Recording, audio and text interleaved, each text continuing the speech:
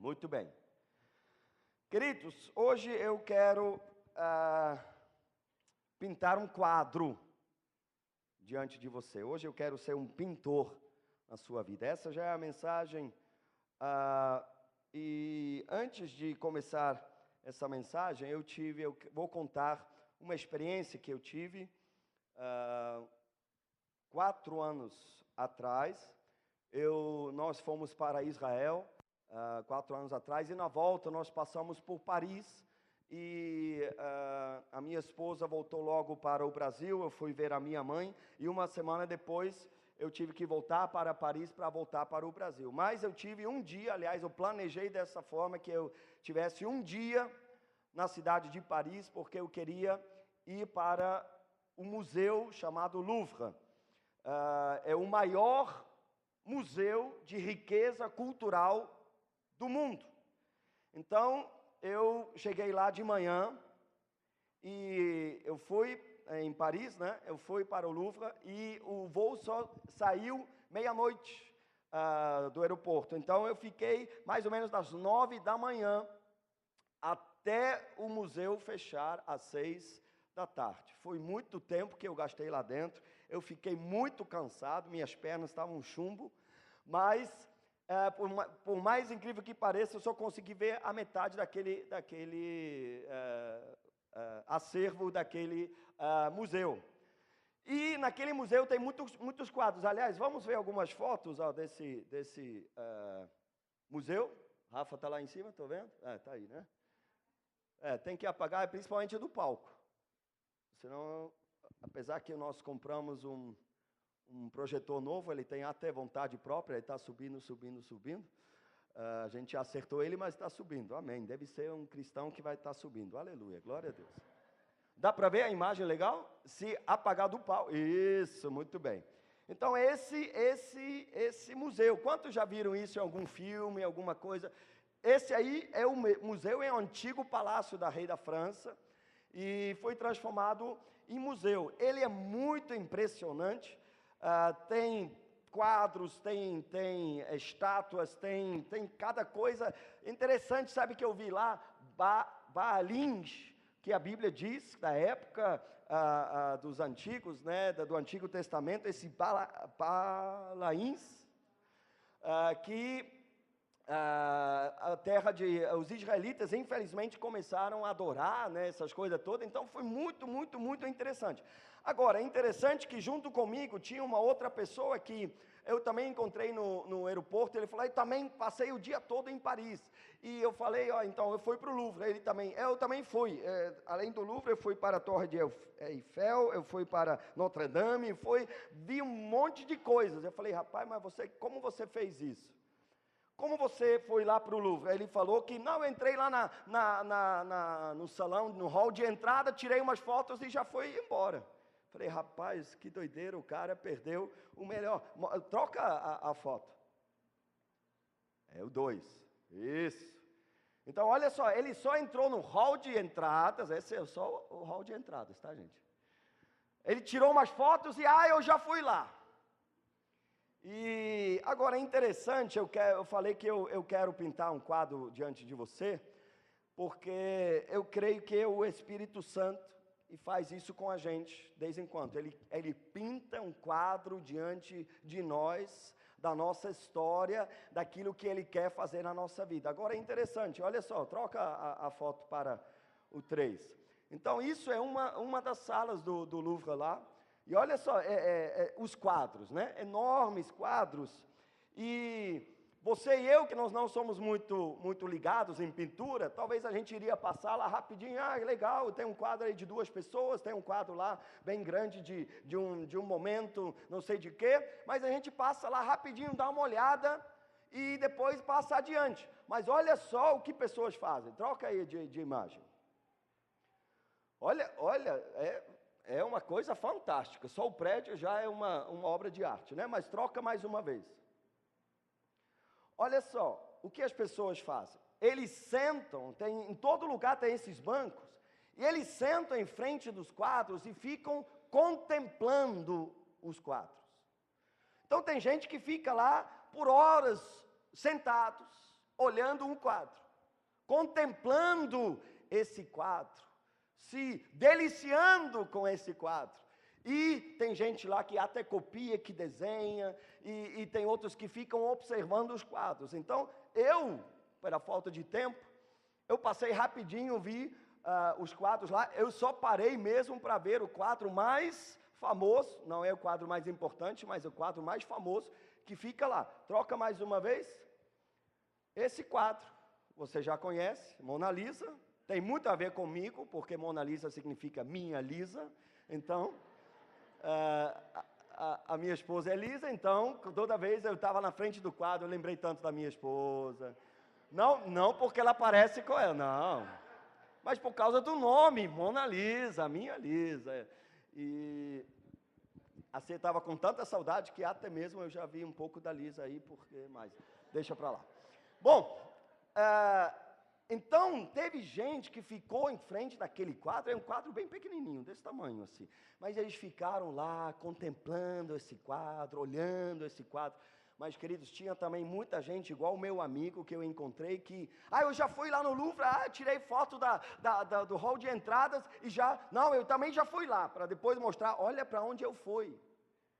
Mas, queridos, hoje eu quero pintar um quadro diante de você, e eu quero te convidar a você contemplar, você montar um banquinho diante desse quadro, para você contemplar aquele quadro que eu quero, em nome de Jesus, debaixo da graça de Deus, pintar hoje para você, tá bom? Vamos acender as luzes. Eu só queria comunidade evangélica cristã também é cultura, viu? Então, olha só, eu quero pintar um quadro diante de você. E como a Mona Lisa, o motivo principal que está naquele quadro, o que retrata esse quadro, é uma mulher. Aliás, tem gente que é adepto à teoria da conspiração, que naquele quadro tem muita coisa escondida, né? Leonardo da Vinci, ele tinha essa coisa de colocar nos quadros algumas coisas escondidas. Quem já viu o filme, como que é o filme? O Código da Vinci, né? Apesar que aquilo é uma grande mentira em nome de Jesus, né? Jesus não teve filhos com Maria Madalena. Mas é uma das teorias, porque naquele quadro da última ceia está tudo que Leonardo da Vinci colocou um monte de coisa lá dentro. Então, mas para a gente, aquele quadro tem como retrato principal uma mulher. E esse quadro que eu quero pintar diante de você tem como objetivo, ou como conjunto geral, uma palavra que se chama oportunidade. Fala para pessoas que estão ao seu lado. Oportunidade. Então eu quero pintar diante de você um quadro que você, olhando para ele, vai retratar uma oportunidade para você. Quantos aqui lembram o que é uma oportunidade? O que é uma oportunidade? É uma ocasião favorável. Fala para a pessoa que está ao seu lado. Você está diante de uma ocasião favorável. Abra a sua Bíblia, por favor, em Mateus, capítulo 4. Eu quero te mostrar o que... Eu estou começando a pintar o quadro diante de você. Em nome de Jesus, até o final dessa ministração, esse quadro será completo. E você vai, a partir de hoje, contemplar esse quadro, se Deus quiser, diariamente. Porque é o quadro da sua vida, é o que Deus tem para você. Você não vai passar correndo, você não vai só entrar no hall de entradas, tirar algumas fotos para mostrar para os outros, mas você vai se assentar diante desse quadro e você vai contemplá-lo até ele tomar forma dentro de você. Até mesmo quando você sai daquele lugar de contemplação, você vai lembrar de cada detalhe desse quadro, em nome de Jesus. Então eu falei sobre oportunidade. Mateus capítulo 4, versículo 18, diz o seguinte: andando à beira do mar da Galileia, Jesus viu dois irmãos, Simão, chamado Pedro, e seu irmão André. Eles estavam lançando redes ao mar, pois eram pescadores. E disse Jesus: sigam-me, e eu os farei pescadores de homens. No mesmo instante, eles deixaram as suas redes e o seguiram. Indo adiante, viu outros 2 irmãos, Tiago, filho de Zebedeu, e João, seu irmão. Eles estavam num barco com seu pai, Zebedeu, preparando as suas redes. Jesus os chamou, e eles, deixando imediatamente seu pai e o barco, o seguiram. Então, olha só, Jesus encontra esses 4 pessoas, Simão, André, João e Tiago. E ele é um momento único para essas pessoas. Eles estavam fazendo diariamente a mesma coisa, estavam consertando as redes, estavam cuidando das coisas, da pesca, porque de noite iriam pescar de novo. Mas um belo dia aparece Jesus e diante da presença de Jesus é oferecida uma oportunidade para eles, uma ocasião favorável. Jesus veio e falou assim: siga-me. Até hoje você pescou peixes, desde quando deu certo, outras vezes não deu certo, mas eu quero te dar uma oportunidade. Daqui por diante eu farei de você um pescador de homens. E Pedro, André, Tiago e João abraçaram essa oportunidade. O quadro da vida deles, que Deus começou a pintar, começou a tomar forma. Eu quero te falar uma coisa. Deus também tem um quadro para pintar na sua vida. Ele está cheio de oportunidades. Se você afasta um pouco e contempla esse quadro, o que você vai ver nesse quadro, talvez em forma de figuras ou mesmo escrito, é oportunidade. Ocasião favorável. Quando Deus te alcançou, Ele já tinha um plano para a sua vida. Pastor, como assim que Deus me alcançou? Eu que entreguei minha vida a Jesus? Engano seu. Mas que isso? É biblicamente errado. Claro que nós temos que tomar uma decisão de seguir Jesus, de entregar nossa vida a Jesus. Mas a Bíblia nos fala que foi Deus que nos escolheu, não fomos nós que escolhemos a Deus. Foi Deus que arrumou toda uma história para alcançar a nossa vida. Não fomos nós que corremos atrás de Deus, foi Deus que correu atrás de nós.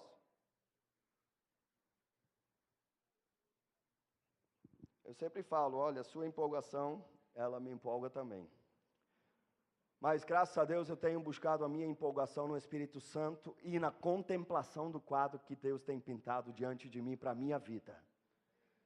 Eu quero te falar uma coisa. Essa verdade, por isso eu insisto tanto, essa verdade, que não foi você que escolheu a Deus, mas Deus escolheu você, se você recebe uma revelação, um entendimento sobre isso, essa verdade, ela muda a sua vida. Porque tudo muda dessa perspectiva bíblica. Eu vou te mostrar. A Bíblia diz em João capítulo 16, versículo 15, o seguinte: Jesus fala para os seus discípulos. Quantos discípulos de Jesus nós temos aqui? Ele fala para eles: não foram vocês que me escolheram, mas fui eu que escolhi vocês. E vos designei para que vão e deem fruto, e que o vosso fruto permaneça, a fim de tudo que vocês pedirem ao Pai em meu nome, Ele vos conceda. Então olha só, isso muda tudo, porque eu tenho encontrado tanta gente, que acha assim: não, eu entreguei a minha vida para Jesus, mas eu sou tão indigno, que eu não tenho nem coragem de pedir mais nada, sabe? Quem sou eu? Ó, pobrezinho verme de Jacó. Sabe, não, Senhor, o Senhor já fez muito em me salvar, muito obrigado, eu não vou para o inferno, um dia eu vou para o céu, mas agora eu não tenho mais coragem de pedir nada para você, porque quem sou eu? Deixa eu te falar quem é você. Você foi escolhido por Deus.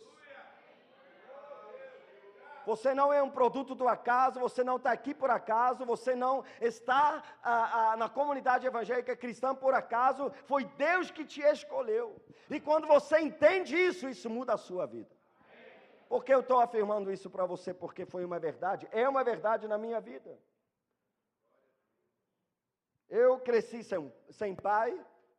A única vez que eu vi meu pai conscientemente foi com 8 ou 10 anos. O meu irmão mais velho teve que me apresentar para o meu pai, que ele nunca me viu. E quando ele me apresentou para o meu pai olhou para mim e falou a única frase que eu ouvi na minha vida do meu pai. Ah, esse é o Ralph? Ralph, você foi um acidente, eu nunca quis você. Foi essa frase, a única frase que eu ouvi do meu pai na minha vida toda. Queridos, aquela frase entrou na minha vida de um jeito que me tornei uma outra pessoa. Graças a Deus, eu fui alcançado por Jesus. E eu sempre falo, sabe qual foi o maior presente que eu ganhei de Jesus? Não foi carro, não foi casa, não foi iPad, não foi iPhone, não foi, sei lá o que Deus pode me dar. Nada disso. O maior presente que eu recebi de Deus foi valor. Eu recebi valor, eu sou valorizado por Deus. E como Ele expressa esse valor, eu fui escolhido por Ele. E você também foi escolhido por Deus. Então eu entendi, eu não entendo porque, eu ainda não achei a explicação, porque eu olho para o espelho, eu vejo tanta fraqueza, eu vejo tanta impossibilidade, eu vejo tanta limitação, mas fato é que a Bíblia diz que eu fui escolhido por Deus e você também foi. Não fui eu, e claro, chegou um momento que Jesus arrumou toda uma história, e um dia eu tive que falar, sim, Jesus, eu entrego a minha vida a Ti, eu Te recebo como Senhor e Salvador da minha vida, mas foi Deus que foi atrás de mim, foi Deus que foi atrás de você, é Deus que foi atrás de você. Queridos, esse entendimento, está ouvindo, né? Esse entendimento, ele precisa ser maior do que toda mentira do diabo que foi semeada na sua vida. Essa verdade da palavra de Deus tem que ser maior do que qualquer trauma que você sofreu na sua vida. Mas pastor, o que eu faço com minha história? O que eu faço com aqui? O meu pai falou comigo. Ele falou, é verdade, eu ouvi da boca dele, você é um acidente, eu nunca quis você, mas o que eu faço com isso? 2 Coríntios capítulo 5, versículo 17, é assim, se alguém está em Cristo, é nova criatura, as coisas velhas já se passaram, eis que tudo se fez novo. Você precisa crer. Quando você absorve isso, quando isso se torna uma revelação, o que é uma revelação? É uma luz. É meio espírita esse negócio, né? Uma luz que Deus traz sobre o entendimento dentro de nós. Quando algo que a gente já sabe, de repente se torna vida dentro de nós, isso é uma revelação. Mas, pastor, eu nunca recebi uma revelação, como se consegue uma revelação? Bom, isso é fácil. A Bíblia diz, quem busca, acha. Quem bate a porta se abre. Quem pede, recebe.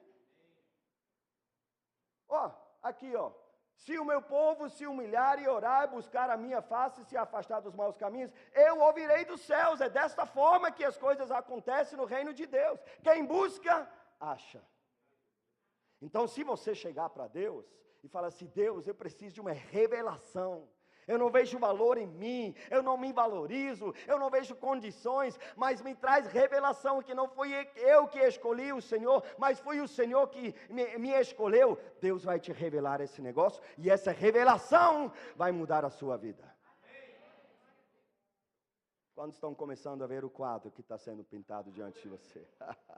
Esse quadro é de oportunidade. Uma oportunidade, você foi escolhido por Deus. Agora, você e eu nos fomos regenerados para uma viva esperança. Que esperança é essa? Deus nos arrancou do império das trevas e nos transportou para o reino da luz, do seu Filho amado. E Agora está diante de nós uma oportunidade. Que oportunidade é essa? De viver uma vida que vale a pena ser vivida. Querido, eu quero te falar uma coisa, se você começa a dedicar a sua vida a Deus, se você começa a viver para Deus, se você começa a contemplar o quadro que Deus está pintando diante de você, você não só passa correndo, tira uma foto e de vez em quando, todo domingo fica assim, quadro bonito, que legal, mas se você senta e começa a contemplar essa oportunidade que você tem, você vai ver que Deus está pintando uma oportunidade de viver uma vida que vale a pena ser vivida. Eu quero te falar uma coisa. Nós temos pessoas importantes nesse país, pessoas ricas nesse país, mas se você começa a contemplar a sua vida, esse quadro que está sendo pintado diante de você, eu vou te falar uma coisa. A sua vida será mais significante do que todos esses juntos. Tem milionários, muita gente quer grana, quer bilionário, mas queridos, eu quero te falar uma coisa, se você entende o que eu estou falando aqui, a sua vida vai ser mais significante do que o Eike Batista, ou sei lá quem seja. Que tem Ferrari, que tem isso, agora tem muito menos, mas ainda tem muito. Está ficando pobre, é pobre, você acha que 400 milhões é pobre, é? Ele não é mais bilionário, mas milionário, pode ficar tranquilo que pobre ele não vai ficar. Agora, se você entender o que eu estou te falando, e você parar e contemplar o quadro que está sendo pintado diante de você, você vai ver que Deus tem um plano maravilhoso na sua vida. É uma vida que vale a pena ser vivida. Que você vai chegar no final e você vai falar, vai cantar, vai pular e vai dizer, valeu a pena.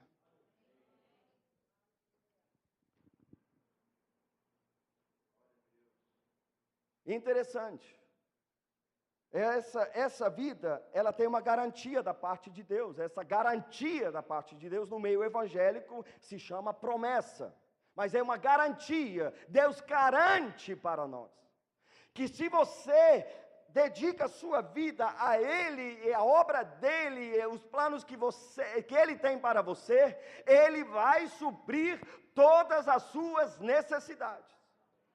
É uma garantia de Deus, é uma promessa de Deus. Mateus 6,33, buscai, pois, em primeiro lugar o reino de Deus e a sua justiça, e todas as demais coisas vos serão acrescentadas. Eu já fui jovem, agora sou velho, mas eu nunca vi um justo mendigar o pão. E nem seu filho, agora esqueci o versículo. Nunca vi um justo passar necessidade, nem seu filho mendigar o pão. Esse é o versículo. É uma promessa de Deus sobre sua vida. Que quando você dedica a sua vida, quando você ver esta oportunidade de viver a sua vida, é para Deus. Para Deus, não é para uma causa que hoje é e amanhã não é mais. Não é para ter uma casa linda, Deus vai te dar tudo isso, eu garanto para você, e Deus garante para você. Porque Ele vela sobre a sua palavra, Ele fala, se você dedica a sua vida à minha causa, eu suprirei todas as suas necessidades.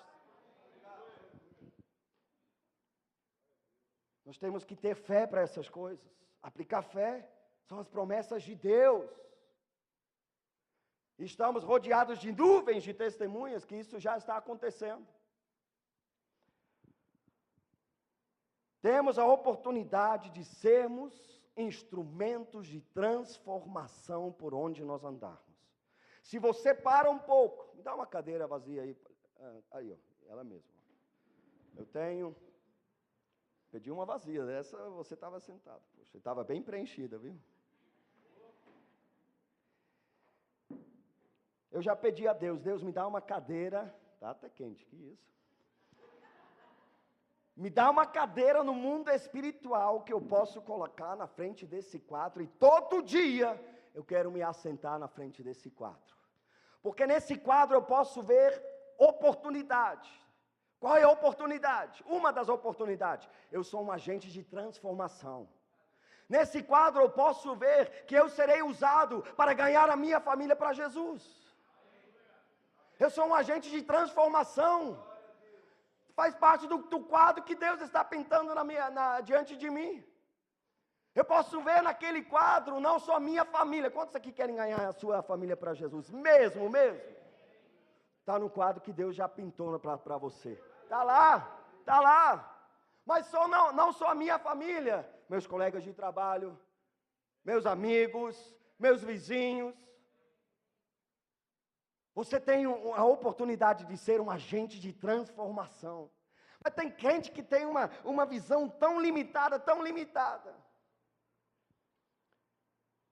Eu sempre brinco, talvez você já ouviu, mas foi uma lição para mim. Eu estava aqui no louvor, anos atrás, talvez 2 anos atrás. Vivi tem quantos anos agora? 5 ou 6? 6, né? Então 3 anos atrás, eu estava aqui no louvor, a Vivi, a filha do pastor Kleber, do meu lado. E a gente estava cantando uma música, eu nem sei, depois eu fiquei tentando pensar que música era essa, mas a gente cantou, fato. Uma música que diz assim: sopra em mim, nem sei se essa era a melodia. Espírito Santo, sopra em mim. E a Vivi estava do meu lado, com 3 anos, e 3 anos é uma idade legal, né, porque a criança já fala muito, mas muitas vezes não sabe muito o que está falando. Então a Vivi estava do meu lado assim, ó, igual o pastor Márcio fica. E ela estava cantando de todo o coração: só para mim, só para mim. E eu olhei para a Vivi e falei: ai, que gracinha. Mas depois eu fiquei pensando, tem crente que tem uma visão tão limitada, mas tão limitada, que não está contemplando o quadro todo, só está olhando uma pequena parte daquele quadro. E eles só conseguem enxergar o que Jesus pode fazer por você. Eles estão lá na igreja. É só para mim, só para mim. É mais uma casa, é mais um carro, é mais prosperidade, é mais Disney World, yes! Tudo isso Deus quer te dar. Mas afasta um pouco e vê o quadro, vê a oportunidade. Ocasião favorável. Você ser um agente de transformação na sua família, no seu trabalho, na sua faculdade, na sua escola. Quem sabe no seu bairro, na sua cidade. Quem sabe nesse país. Quem sabe no mundo. Pastor, o senhor está sonhando muito alto. Não, estou sonhando alto não. Eu estou contemplando o quadro. Por quê? Jesus falou: ide, fazei discípulos de todas as nações. Você sabia? Quero te falar uma coisa. O mundo é maior do que Cabo Frio. Você já sabe disso, né? Algumas pessoas não sabem disso. Mas o mundo é maior do que Cabo Frio. Arraial do Cabo faz parte do mundo, sabia? É verdade. Tem pessoas que têm uma visão tão limitada que o mundo, eu quero te falar uma coisa, o mundo é maior do que o Itajuru. O mundo é maior do que o Guarani. O mundo é maior do que isso. E naquele quadro que Deus tem para a sua vida está escrito oportunidade. Oportunidade. Para você enxergar essa oportunidade, você tem que erguer os olhos. E enxergar o que está acontecendo em sua volta. Tem pessoas, eu brinquei aqui que é maior de Cabo Frio, mas tem pessoas que têm uma visão tão limitada que o mundo deles é a rua onde eles vivem. Tem a casinha onde eles vivem. Eu, minha esposa e meu filho. Meu mundinho. E a única janela para fora é a televisão. Ô louco meu.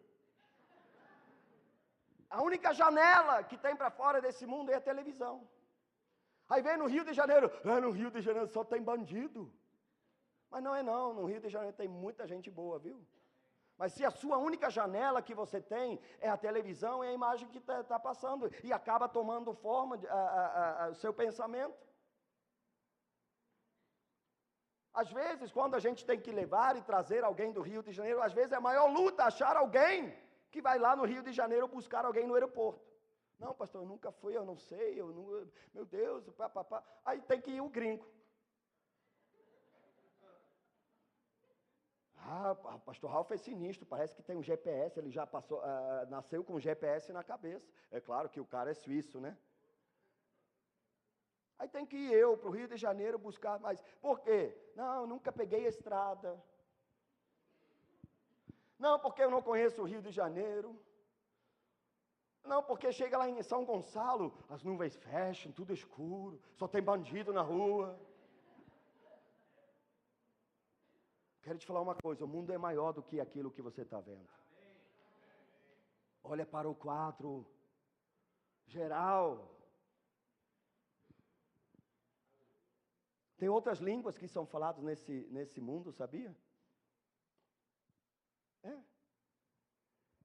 Toda hora eu quero passar aqui a letra, mas não vai.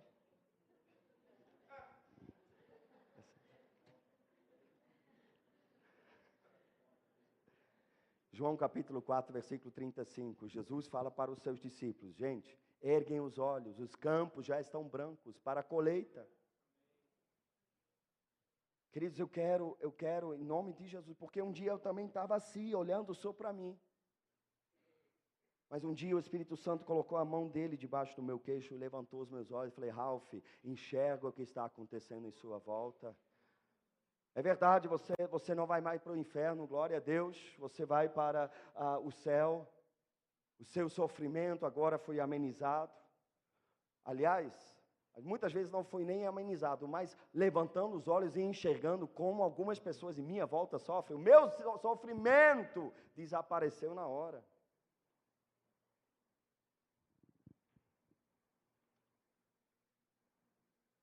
Nós precisamos erguer os olhos para enxergar o quadro. Um quadro de oportunidade diante de nós.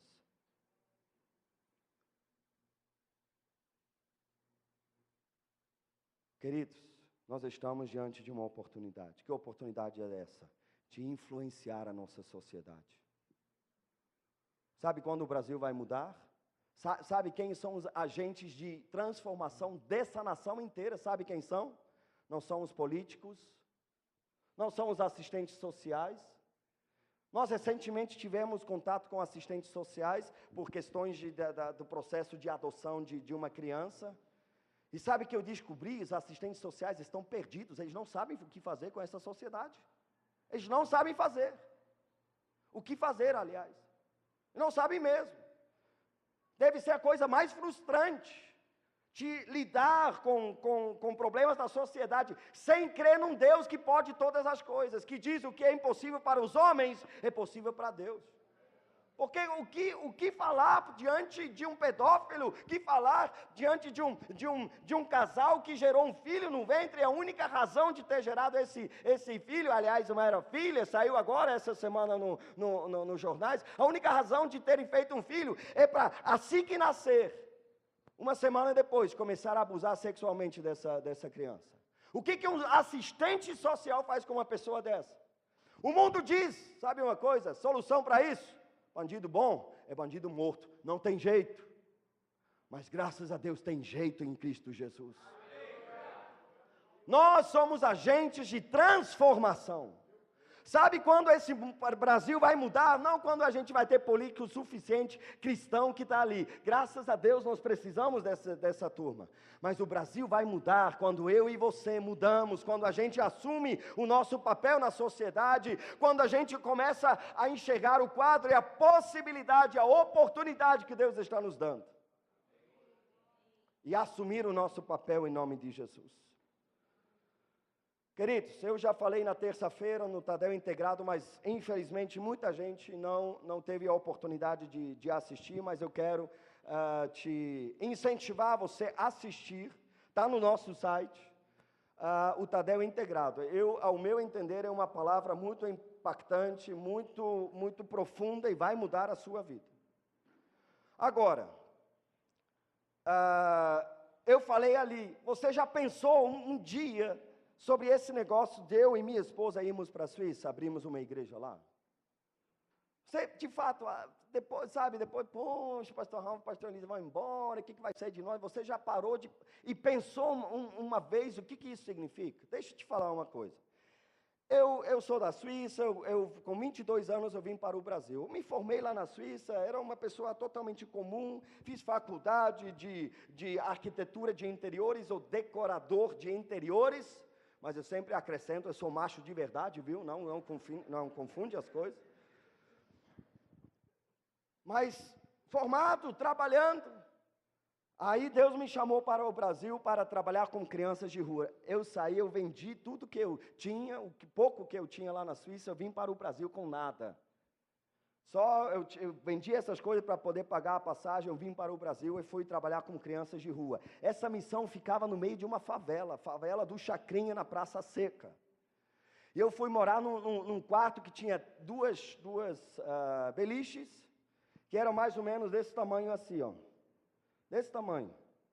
Eu tive que pegar um ventilador emprestado, porque nem ventilador eu tinha.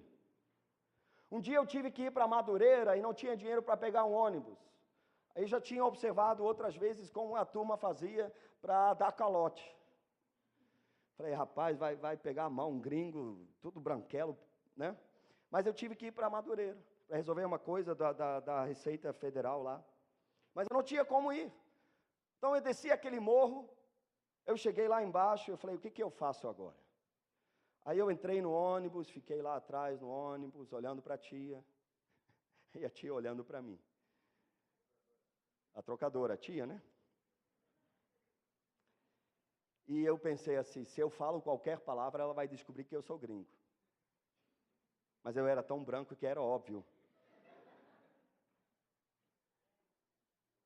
Então eu olhei para ela, eu olhava para mim, eu olhava para ela, aí eu falei, fiz assim, ó. E ela fez assim. Aí eu fui tentar passar debaixo daquela roleta. Aí vou eu, no meio da roleta, travei assim. Eu fiquei lá debaixo, e todo mundo do ônibus olhando, que maluco é esse? Eu saí debaixo, todo ralado nas costas. Pior que quando era para chegar perto de Madureira, o ônibus pegou à direita, fui para Cascadura, peguei o ônibus errado.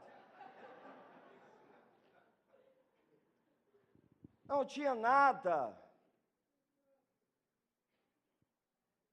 E através da nossa fidelidade mesmo, do nosso entendimento de semear no reino de Deus, nós fomos crescendo. Eu e minha esposa, nós trabalhamos 15 anos, eu tenho 19 anos no Brasil, 18 na comunidade. Durante 15 anos, nós trabalhávamos de graça para a igreja. Faz 3 anos que a gente recebe um salário da igreja.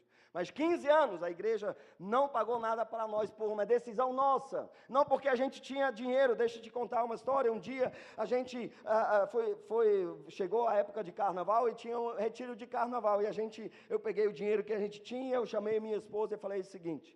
Lisa, o negócio é o seguinte, a gente tem esse dinheiro, ele dá para ir para o retiro de carnaval ou para comer esse mês. O que a gente faz? E a gente conversou e a gente chegou à conclusão que a gente ia para o retiro de carnaval. Mas viver de quê? Eu não sei, Deus vai prover. Tanto que a gente ganhou um saco de batata assim e um pacote de 12 hambúrgueres de frango. E vivemos o resto do mês. Isso, olha, um suquinho de batata de manhã, tão gostoso. No almoço, um quarto de hambúrguer de frango para você e um outro quarto para mim. Foi desse jeito. Então, a gente foi crescendo, chegamos no dia de hoje. Graças a Deus. Hoje, Deus confiou nas minhas mãos várias igrejas respeitadas. Essa é uma delas. Não, pastor, mas não tem tanta gente. É porque aqui tem 2 cultos, de manhã já estava mais ou menos desse jeito aqui também. E nós temos um núcleo em Jardim Esperança, nós temos um núcleo em São Pedro da Aldeia, nós temos um núcleo em Búzios, nós temos um grupo familiar em Itaperuna, e nós temos uma igreja maior do que essa em Magé. Com 129 grupos familiares.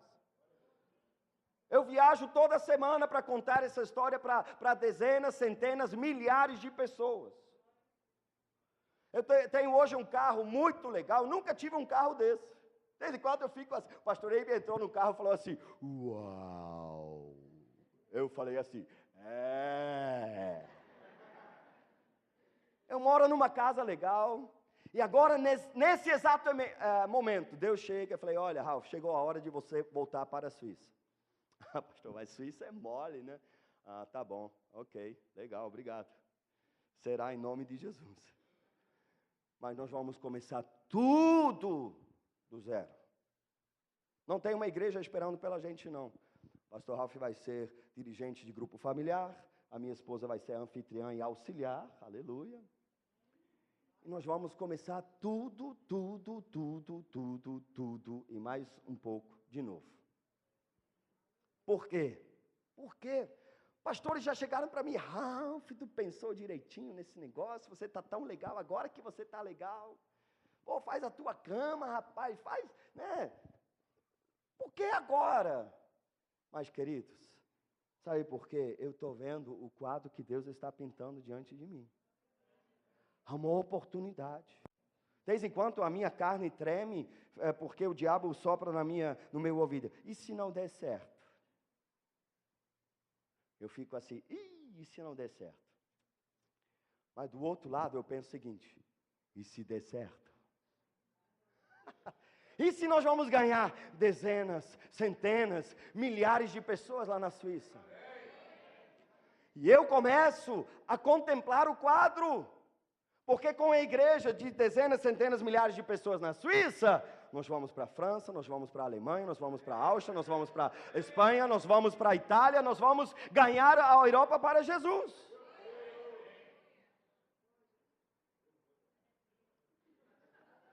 É isso mesmo.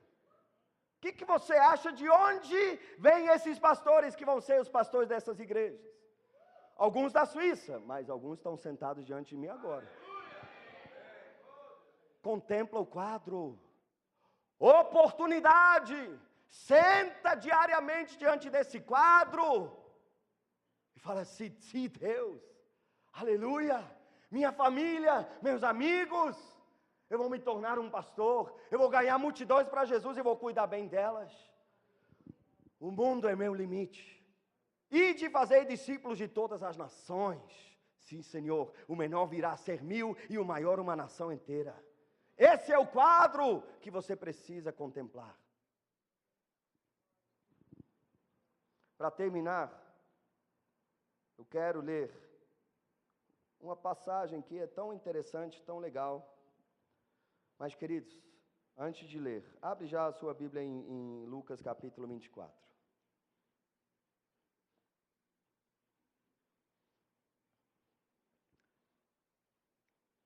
Antes de ler, eu quero te falar que eu estou me empolgando diariamente com o quadro que Deus está pintando diante de mim.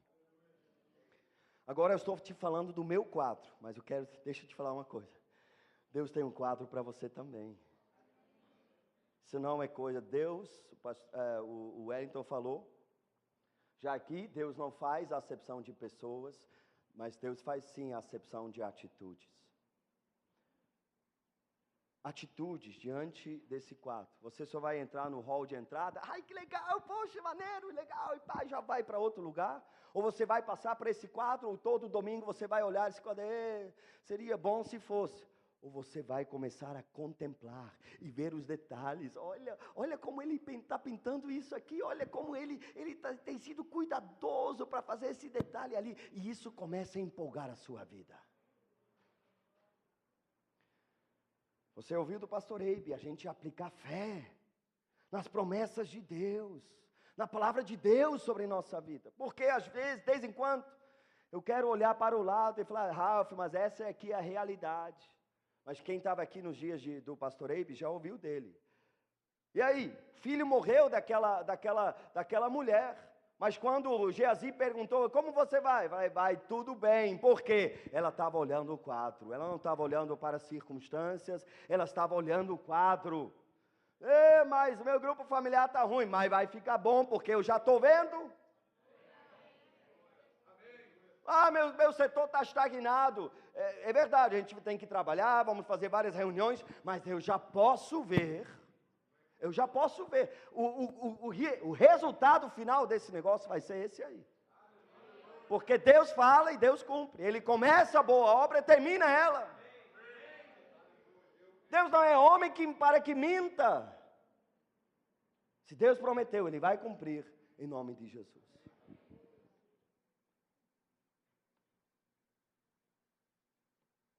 Lucas capítulo 24.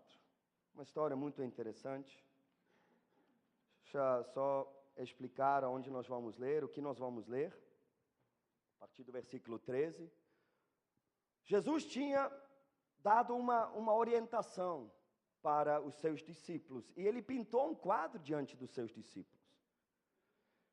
Ele falou para os seus discípulos: permaneçam em Jerusalém. Permaneçam em Jerusalém até que vocês recebam do alto poder para serem as minhas testemunhas em todos os lugares. Ok? Então ele falou assim: olha, vocês precisam permanecer. Olha o quadro que ele pintou na frente dessa turma.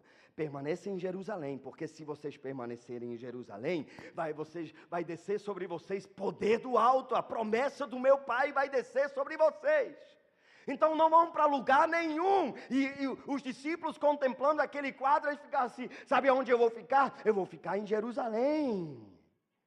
Porque ali está uma oportunidade. É isso que Deus tem para a minha vida. Mas 2 discípulos não permaneceram em Jerusalém. Eles foram em direção a um povoado chamado Emaús.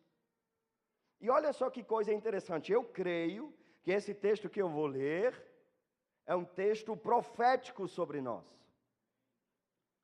Deixa eu falar isso de outra forma. Você vai ver o que vai acontecer agora. Eu creio que esse texto é profético para nós. Amém? É só porque eu fiz uma cara assim de importante agora, de invocado, assim de... Ih, rapaz, acabei de receber uma mensagem. Aí você já, amém, é isso mesmo, aleluia, profecia, esse texto é um texto profético sobre essa igreja e sobre muitas pessoas que estão aqui. Então preste atenção. Versículo 13 em diante. Naquele mesmo dia, 2 deles estavam indo para um povoado chamado Emaús, a 11 quilômetros de Jerusalém. No caminho conversavam a respeito de tudo o que havia acontecido. Enquanto conversavam e discutiam, o próprio Jesus se aproximou e começou a caminhar com eles. Sabe o que eu tenho visto? Sabe o que eu tenho visto? Que Jesus está encostando em algumas pessoas. Eu tenho visto, estou recebendo mensagens no meu celular. A minha esposa é testemunho desse negócio. De pessoas que estavam indo para Emaús, mas Jesus está encostando nelas. Pessoas que não estavam contemplando o quadro, talvez perderam a fé naquilo que está sendo retratado naquele quadro. E eles, em vez de permanecer em Jerusalém, estão se afastando de Jerusalém, indo para Emaús. Mas eu tenho visto, e eu tenho orado, eu tenho jejuado, eu tenho clamado, eu tenho buscado a Deus para que Jesus encoste nessas pessoas. E eu tenho visto Jesus encostando em algumas pessoas. Jesus chegou junto dessas pessoas. E olha só. Mas os olhos, versículo 16, mas os olhos deles foram impedidos de reconhecê-lo. Talvez você nem se deu conta, mas Jesus está bem próximo de você, viu? Fala para a pessoa que está ao seu lado: Jesus está encostando em você. Do jeito que você falou, nem você nem a pessoa acreditou naquilo que você falou. Jesus está encostando em você, hein? Então, vamos fazer um teste. Faz igual eu. Abre os seus olhos um pouco mais, que você é de costume, assim. E dá uma olhada assim de sinistro. Você fala assim, agora pega dedo profético, esse aqui, viu? Coloca no nariz da pessoa e fala assim: Jesus está encostando em você. E para a pessoa dar mais crédito, você tem que... você é assim, em você.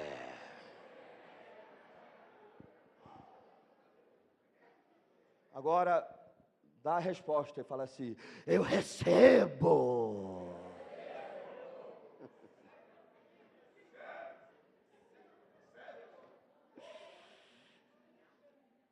Versículo 17. Ele lhes perguntou: sobre o que vocês estão discutindo enquanto caminham? Eles pararam, com os rostos entristecidos. Um deles, chamado Cleopas, perguntou-lhe: você é o único visitante em Jerusalém que não sabe das coisas que ali aconteceram nesses dias? Que coisas? Perguntou ele. Eu gosto de Jesus. Que foi? Quê? Olha só, o que aconteceu com Jesus de Nazaré? Responderam eles. Ele era um profeta poderoso em palavras e em obras diante de Deus e de todo o povo. Os chefes dos sacerdotes e as nossas autoridades o entregaram para ser condenado à morte e o crucificaram. E nós esperávamos que era ele que ia trazer a redenção a Israel. E hoje é o terceiro dia desde que tudo isso aconteceu. Algumas das mulheres entre nós nos deram um susto hoje. Foram de manhã bem cedo ao sepulcro e não acharam o corpo dele. Voltaram e nos contaram ter tido uma visão de anjos que disseram que ele está vivo. Alguns dos nossos companheiros foram ao sepulcro e encontraram tudo exatamente como as mulheres tinham dito, mas não o viram. Que coisa interessante, gente. Olha só. Esses discípulos não saíram no dia que Jesus foi crucificado, eles saíram ao terceiro dia. Eles já ouviram as mulheres falando o seguinte: gente, nós fomos ao sepulcro e nós não achamos o corpo de Jesus, mas nós tivemos um encontro com anjos, e estes anjos nos falaram que Jesus não permaneceu morto, mas ele ressuscitou. E esses dois camaradas, eu falei: olha, foi um susto, gente, olha, eu levei um susto com essa notícia, que Deus realmente está vivo entre nós, que Deus não está morto, mas está vivo. Quero te falar uma coisa: você serve um Deus vivo, e Ele está agindo entre nós. Algumas pessoas já estão tendo provas inegáveis que Jesus está vivo entre nós, vidas transformadas, casamentos restaurados, pessoas saindo das drogas, inegáveis. Mas tem pessoas dentro da igreja que falam assim: ai, que susto. Ui, que história, mas que coisa impressionante. Mas deixa continuar andando para Emaús. Deixa eu esquecer desse quadro que está diante de mim. Isso são histórias, contos de fada. Olha só, versículo 25. Ele lhes disse: como vocês custam a entender e como demoram a crer em tudo que os profetas falaram. Eu falei que essa palavra é uma palavra profética. Queridos, às vezes, meu Deus, não deixa eu só ler a Bíblia, que ela fala por ela só. Como vocês custam a entender e como demoram a crer em tudo que os profetas falaram. Não devia o Cristo sofrer essas coisas para entrar na glória, na sua glória? E começando por Moisés e todos os profetas, explicou-lhes o que constava a respeito dele em todas as Escrituras. Fala para a pessoa que está ao seu lado: Jesus está encostando em você.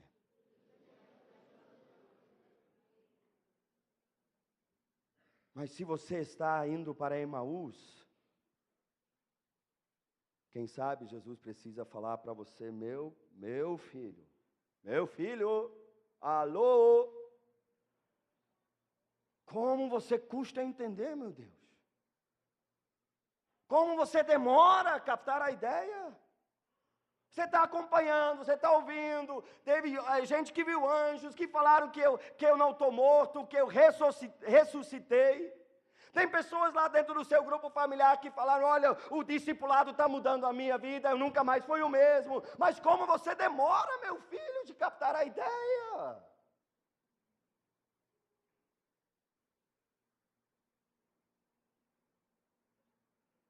Ao se aproximaram do povoado para o qual estavam indo, versículo 28, Jesus fez como quem ia mais adiante. Mas eles insistiram muito com ele: fique conosco, pois a noite já vem, o dia já está quase findando. Então ele entrou para ficar com eles. Mas pastor, não estou entendendo, sabe, Jesus está quase indo embora, já indo adiante. Mas quero te falar de novo. Se você pede a Jesus, Jesus, eu quero entender esse negócio. Jesus, eu preciso de revelação. Senhor, fala comigo, fala com o meu coração. Eu preciso entender, eu preciso captar a ideia. Jesus vai permanecer contigo. Jesus vai ter a paciência de pegar, desde Moisés, pegar todos os profetas, de explicar esse negócio. Pergunta é se você quer, e se eu quero. Versículo 30, quando estava à mesa com eles, tomou o pão, deu graças, partiu-o e o deu a eles. Então, os olhos deles foram abertos e o reconheceram, e ele desapareceu da vista deles. Perguntaram-se um ao outro, não estava queimando o nosso coração enquanto ele nos falava no caminho e nos expunha as Escrituras? Levantaram-se e voltaram imediatamente para Jerusalém. Aleluia! Dá uma volta de 180 graus e volta imediatamente para Jerusalém. Senta na frente do quadro e contempla. E começa a se empolgar com isso. Sabe que a Bíblia diz? Que enquanto Jesus falava com eles, queimava o coração dentro deles. Eles sentiam um aperto no coração. Queridos, eu tenho visto isso acontecer no meio da igreja em nome de Jesus. Eu te mostro mensagens no meu celular agora de pessoas que falam assim: pastor, o meu coração está queimando. E sabe quem está colocando teu coração em fogo? Sabe quem está botando fogo no teu coração para as coisas dele? É o Senhor Jesus. Ele encostou, ele está encostando em você. Você está indo para Emaús. Enquanto Jesus fala, sabe, eu estou orando, eu estou clamando, eu estou jejuando, eu estou nos ouvidos do Senhor, me humilhando na presença dEle, para que você possa sentir esse fogo no teu coração. Para que você possa sentar e contemplar o quadro da oportunidade.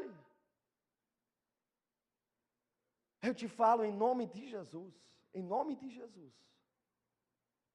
Os pastores das igrejas que ainda serão fundadas, seja aqui, seja na Europa, eles estão sentados diante de mim. E eu sei que Jesus já falou isso para alguns de vocês. Eu sei. E não duvide, a voz de Deus. Jesus está encostando em você. Enquanto Ele está falando contigo, o teu coração está queimando. Sabe o que aconteceu ontem? Ontem, levando o pastor Eibe para o aeroporto, ligou um pastor para mim no carro. O pastor Eibe do meu lado. O pastor da igreja Eclésia ali no Jardim Caiçara, ele ligou para mim chorando. Pastor Ralf, eu quero te agradecer tanto. É maravilhoso, eu nem consegui dormir essa noite. Poxa, esses 2 dias, obrigado pela oportunidade. E para 7 horas da manhã eu levantei, eu fui atrás de todas as ovelhas que eu feri. E eles já me falaram que estarão de volta na nossa igreja.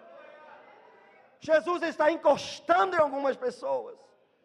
E não espera de mim que eu vou ficar com pena se você chega para mim, pastor, eu não estou conseguindo mais dormir.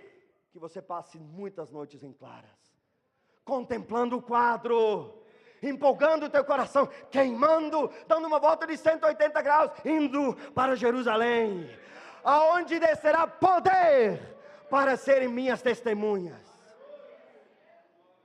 Nós vamos ganhar multidões para Jesus e cuidar bem delas.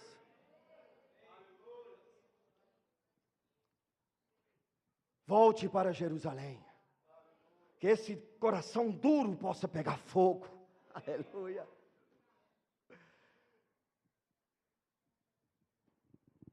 Aleluia. Voltaram-se e voltaram imediatamente para Jerusalém. Ali encontraram os 11 e os que estavam com eles reunidos, que diziam: é verdade, o Senhor ressuscitou e apareceu a Simão. Então os 2 contaram o que tinha acontecido no caminho e como Jesus fora reconhecido por eles quando partia o pão. Queridos, eu quero te falar desse quadro, eu quero que você se empolgue com esse quadro. Que Deus está pintando diante de você, de uma vida que vale a pena ser vivida. De uma vida que tem um carimbo, que não se preocupe, eu vou cuidar de você, eu suprirei todas as suas necessidades, eu abençoarei até 1000 gerações daqueles que me amam. E você olhar esse quadro e falar assim: é isso que eu quero. É isso que eu quero. Eu não quero passar correndo, eu não só quero entrar no hall de entradas, eu quero sentar e contemplar, Senhor. Eu quero me empolgar com isso. Eu quero perder o sono por isso. Eu quero investir o meu tempo, a minha vida, meus recursos, tudo que eu sou, tudo que eu tenho. Mas eu quero ver esse quadro empolgante demais.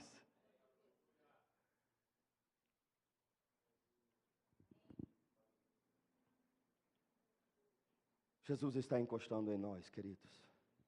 Nós estamos buscando, de novo, se o meu povo, quantos estão se humilhando, buscando o Senhor? Sério, sério, sério. Se o meu povo se humilhar e orar e buscar a minha face e se afastar dos seus maus caminhos, eu ouvirei dos céus, perdoarei o seu pecado e sararei a sua terra. Promessa de Deus está acontecendo.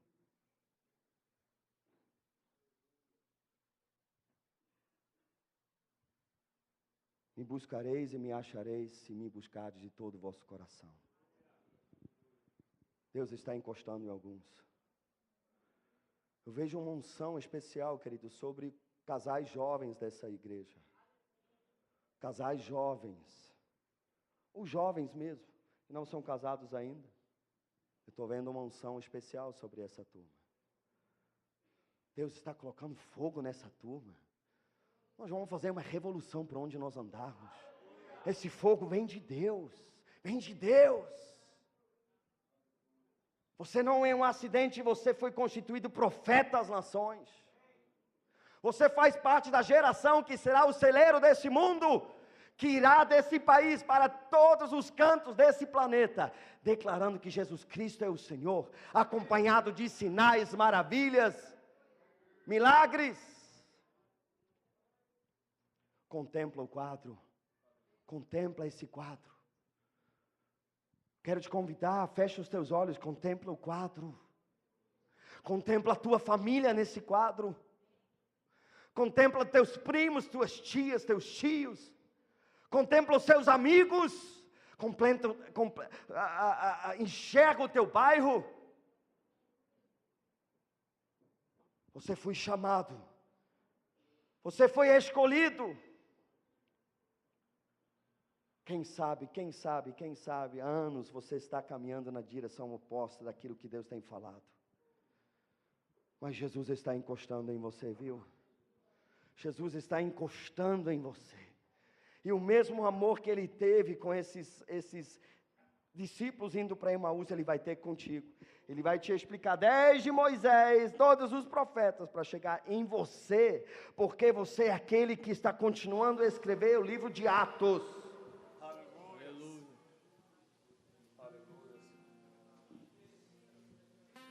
E Jesus está pintando um quadro diante de você.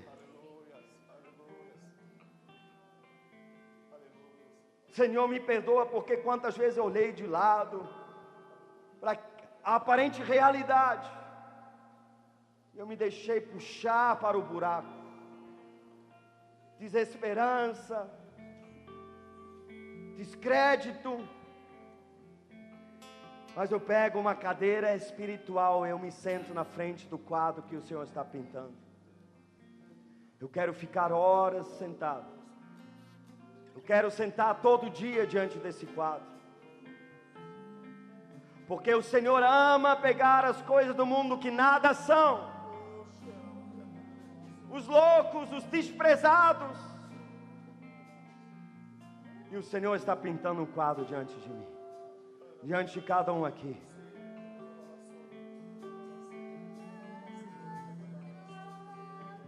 O Senhor está repreendendo algumas pessoas aqui. Como você demora!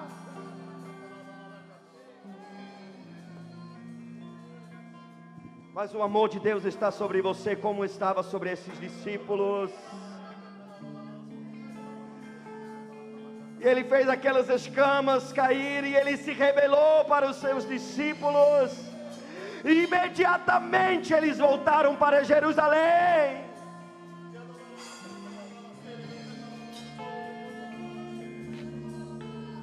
Deixa que eu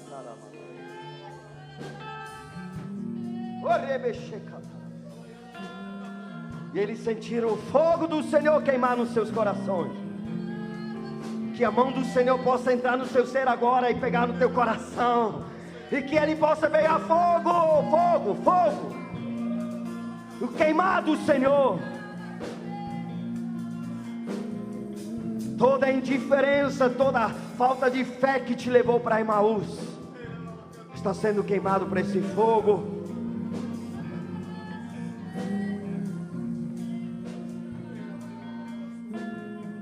Você não vai levar mais sustos ouvindo outros falarem que Deus está fazendo.